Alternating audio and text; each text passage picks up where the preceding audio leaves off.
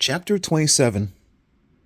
People were moving all around the enormous studio, sliding lights and sound equipment into place, rehearsing in small groups, talking and arguing, standing around, eating sandwiches and drinking coffee. But Dad's words made everything freeze in front of me in a flash of white light. I don't know how long I stood there, blinking at my dad, trying to understand what he had just told us, trying to make my brain start working again. Finally, it was Jamal who broke the silence. You took the tank? He stuttered. Dad nodded. Yes, I did.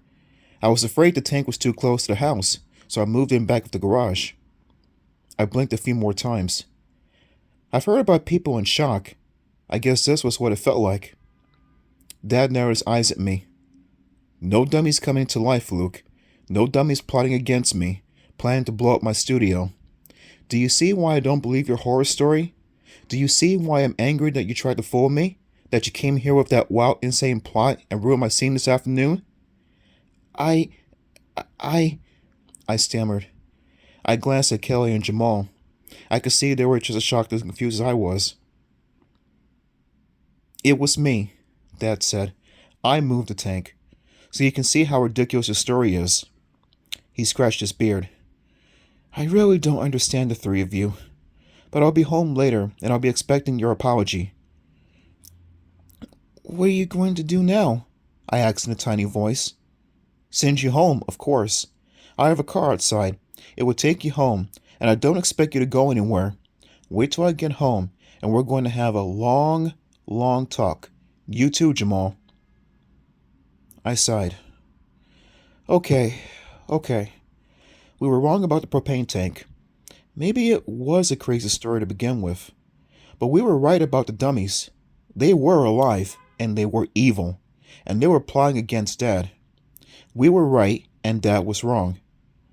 But as we rode home in the black town car Dad had shoved us into, we agreed there was no way we could ever convince him of the truth. He'll never trust us again, Kelly said, shaking her head. She had tears in her eyes. No matter what we tell him, he'll think of the dummy story, and he won't believe us. But what if we prove to your father that the dummies are alive? Jamal asked. I had my head propped up in my hands. I groaned.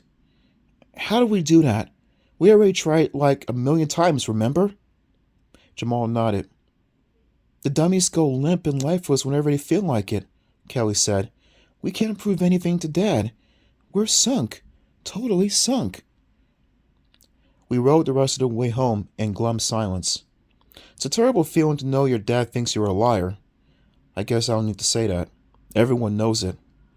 But as the car climbed the Hollywood Hills to our house, I had to fight back the tears. I don't think I ever felt worse in my life. We passed the low wall at the front of our yard, and the car turned and began to crunch over the gravel driveway. We came to a stop at the stone walk that leads to our front door. I leaned over the seat and thanked the driver. He had a cap over his head, and I couldn't see his face.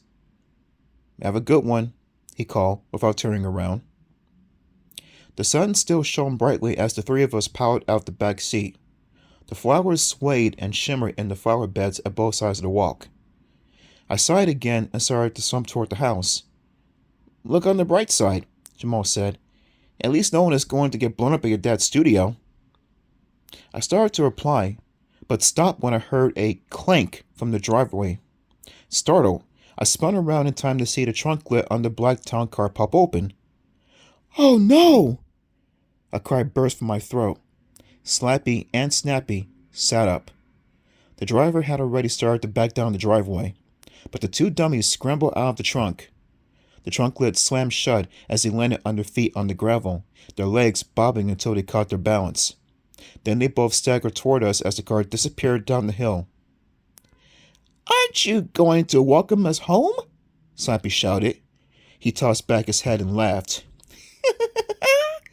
Now it's time for a real horror show.